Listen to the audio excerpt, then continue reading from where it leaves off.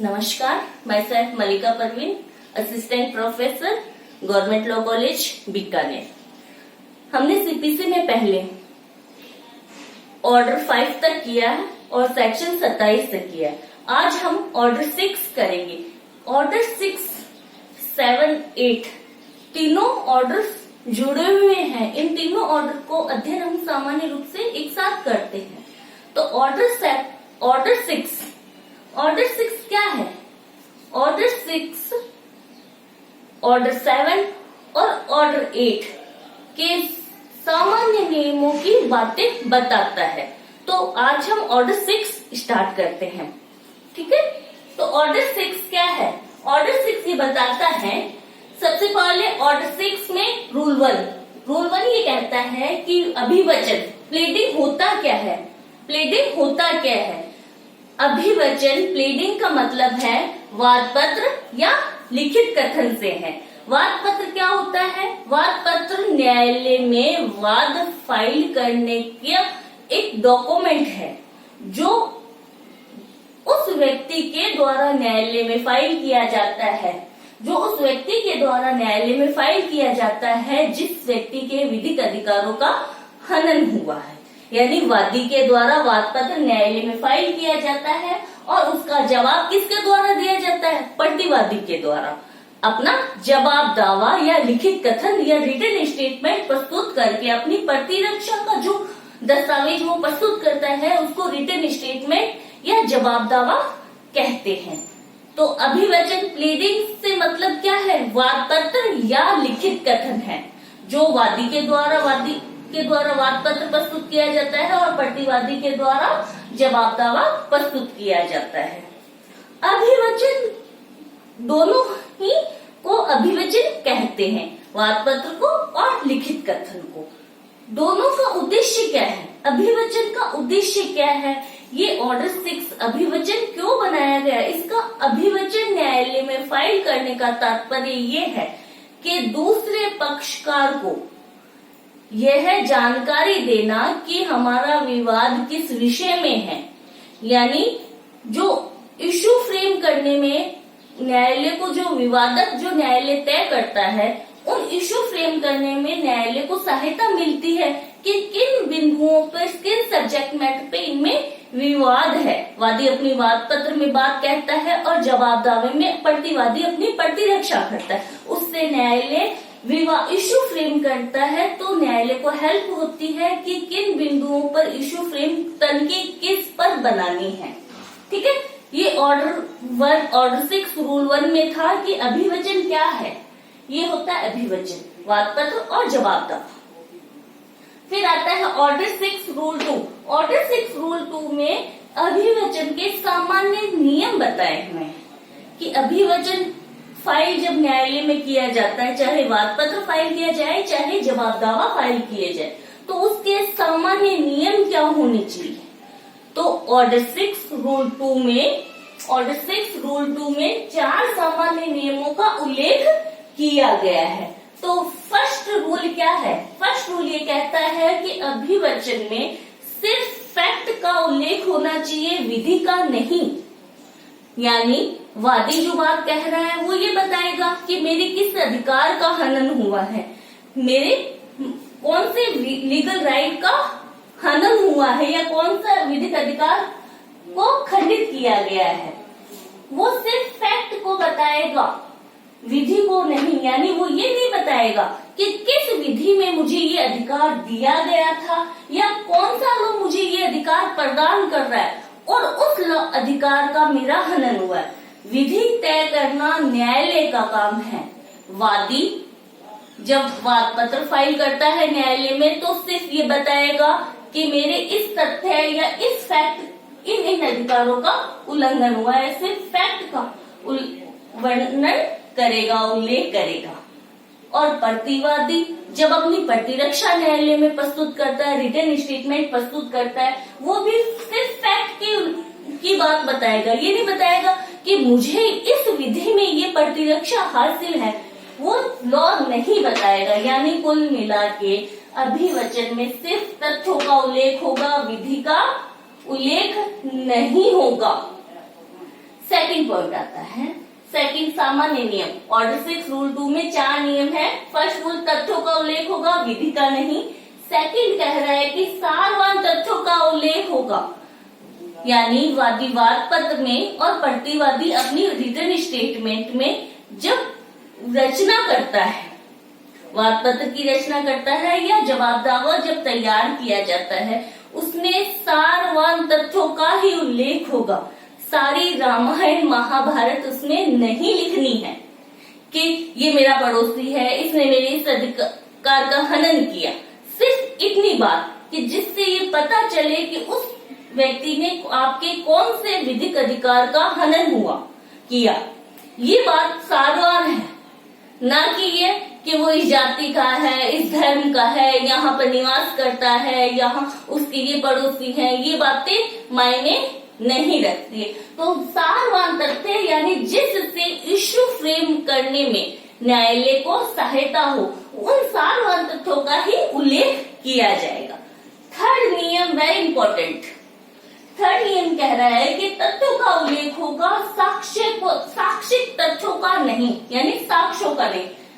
तो इस नियम को समझने से पहले हमें समझना होगा कि तथ्य कितने प्रकार के होते हैं, फैक्ट कितने प्रकार के होते हैं। फैक्ट 2 प्रकार के होते हैं। फर्स्ट फैक्टा प्रोबेंटा, सेकंड फैक्टा प्रोबेंशिया। तथ्य 2 प्रकार के होते हैं। फर्स्ट ऐसा तथ्य जिनको न्यायालय में साबित किया जाना है, ऐसे तथ्य जिनको न्यायालय में साबित किया जाना है। यानी ए कहता है कि बी ने मेरे घर का किराया नहीं दिया है, तो किराया नहीं दिया ये तथ्य, इस तथ्य को साबित किया जाना है कि किराया दिया या किराया नहीं दिया, इस तथ्य को साबित किया जाना। सेकंड तथ्य ऐसे होते हैं जिन तथ्यों के माध्यम से फैक्टा प्रोबेंटा को साबित किया जाता है, यानी साक्षिक तथ्य। ये ऐसे तथ्य हैं जिनसे फैक्टा प्रोबेंटा को साबित किया जाता है। तथ्य फर्स्ट तो फैक्टा प्रोबेंटा, जिन तथ्यों को ही साबित किया जाना है। सेकंड आते हैं ऐसे तथ्य जिनके द्वारा उपरोक्त तथ्य यानी फैक्टा प्रोबेंटा को साबित किया जाना। ये सिंगल तथ्य ये साबित करने वाले तथ्य हैं, यानी ये साक्षिक तथ्य हैं जिनके द्वारा फैक्टा प्रोबेंटा को साबित किया जाता है। तो न्यायालय में तो जब अभिवचन फाइल किया जाता है तो वादी या प्रतिवादी को सिर्फ और सिर्फ फैक्टा प्रोबेंटा का उल्लेख करना है, फैक्टा प्रोबेंशिया का उल्लेख नहीं करना है। एग्जाम्पल, जैसे ए व्यक्ति ने लाइफ इंश्योरेंस करवाया बीमा कंपनी के साथ में। बीमा कंपनी ने ये शर्त रखी कि अगर ये व्यक्ति सुसाइड कर लेता है तो इसको इंश्योरेंस क्लेम नहीं दिया जाएगा। ए व्यक्ति ने आत्महत्या की या मृत्यु हुई, पता नहीं, आत्महत्या की या ए की मृत्यु हुई पता नहीं। न्यायालय में वाद फाइल आता है इंश्योरेंस कंपनी के विरुद्ध, इंश्योरेंस क्लेम के लिए न्यायालय में वाद फाइल किया जाता है। तो बीमा कंपनी जो डिफेंडेड थी, जो प्रतिवादी थी, उसने अपनी प्रतिरक्षा में सिर्फ क्या बात कहनी थी, फैक्टा प्रोबेंटा लिखना था। प्रतिरक्षा में रिटन स्टेटमेंट से फैक्टा प्रोबेंटा का ही उल्लेख करना था, यानी उसको ये लिखना था कि ए व्यक्ति ने सुसाइड किया है, उसकी वास्तविक रूप से मतलब सामान्य मृत्यु नहीं हुई है, उसने आत्महत्या की है। सिर्फ इस बात का प्रतिरक्षा लेनी थी बीमा कंपनी। जबकि बीमा कंपनी अगर जवाब दावे में ये उल्लेख करती है कि ए व्यक्ति ने आत्महत्या की है, इसको कैसे साबित किया जाएगा कि वो मानसिक रूप से परेशान रहता था, वो रिवॉल्वर खरीद के लाया था, या उसने रिवॉल्वर से अपने आप को शूट किया। इन तथ्यों से तो ये साबित हो रहा है ना कि उसने सुसाइड किया है। हमें इन तथ्यों का उल्लेख यानी ऐसे तथ्य जिनसे ये साक्ष्य दिया जा रहा है कि फैक्टा प्रोबेंटा हुआ है, साबित करने वाले ऐसे साक्षिक तथ्यों का अभिवचन में उल्लेख नहीं किया जाना चाहिए। ठीक है। फोर्थ नियम आता है, तथ्यों का संक्षिप्त और स्पष्ट रूप से उल्लेख किया जाना चाहिए। तथ्यों का जो उल्लेख हो रहा है, चाहे वादपत्र में चाहे अभिवचन में, वो संक्षिप्त होना चाहिए, ना कि विस्तार से पूरी कहानी नहीं बतानी है। सिर्फ और सिर्फ संक्षिप्त में सार गर्भित रूप में अपनी बात को कहना होना चाहिए और वो स्पष्ट होना चाहिए, ताकि न्यायालय को और विरोधी पक्षकार को समझ में आ जाए कि मेरे विरुद्ध किस बात का दावा किया गया है या किस बात की प्रतिरक्षा की जाए। यानी जो तथ्यों का फैक्ट का उल्लेख होना है वो संक्षिप्त होना चाहिए और स्पष्ट होना चाहिए अभिवचनों में। ठीक है। ये था ऑर्डर 6 रूल 2, सामान्य नियम था। अब ऑर्डर 6 रूल 4 कि अगर कोई वाद मिथ्या, दुरुपदेशन, कपट, न्यास भंग के आधार पर जब वाद फाइल किया जाता है, चाहे कोई भी इन विशिष्ट,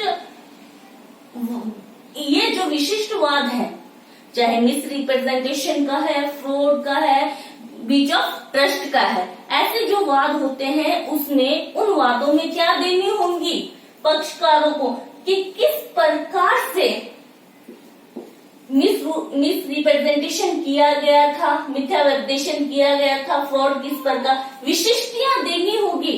सिर्फ इनका उल्लेख, जैसे अगर ये कह दे कि ए कह दे कि बी ने मेरे साथ में फ्रॉड किया, तो फ्रॉड किया कैसे किया फ्रॉड, वो विशिष्टियां बताए कि ए कहेगा कि बी ने मुझे कहा कि मैं आपके लिए 1000 बोरे गेहूं दे दूंगा,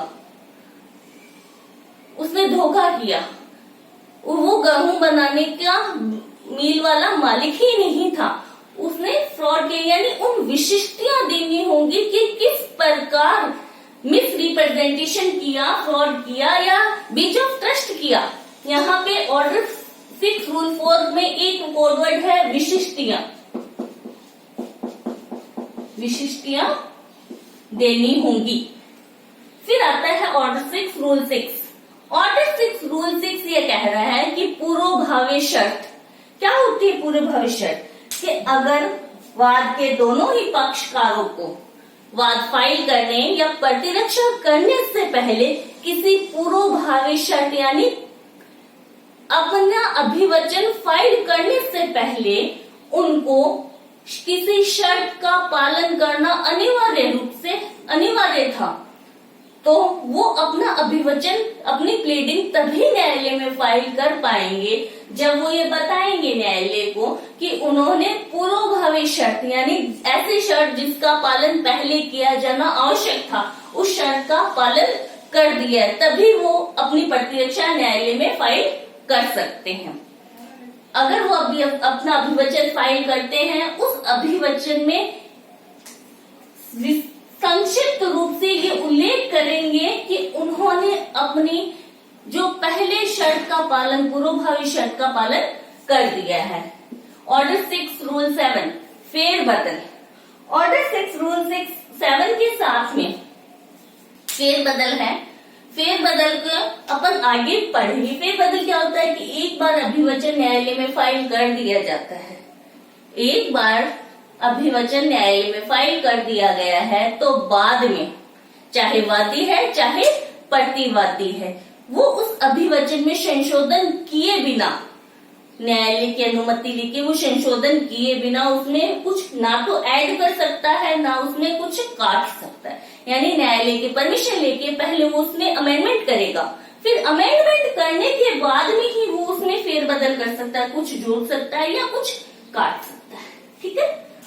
ऑर्डर 6 रूल 8 संविदा का प्रत्याख्यान, संविदा का डिनाय।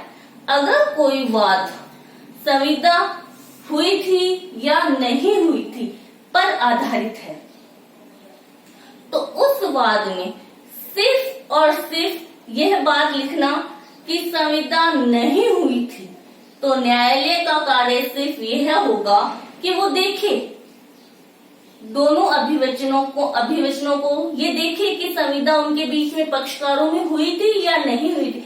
न्यायालय का काम यह नहीं है कि संविदा हुई थी तो वो वैध थी, उसमें प्रतिफल था या नहीं था, इस बात को देखना न्यायालय का काम नहीं है। न्यायालय सिर्फ ये देखेगा कि पक्षकारों के बीच में उन अभिवचनों से ये साबित हो रहा है क्या कि उनके बीच में कोई कॉन्टेक्ट हुआ था।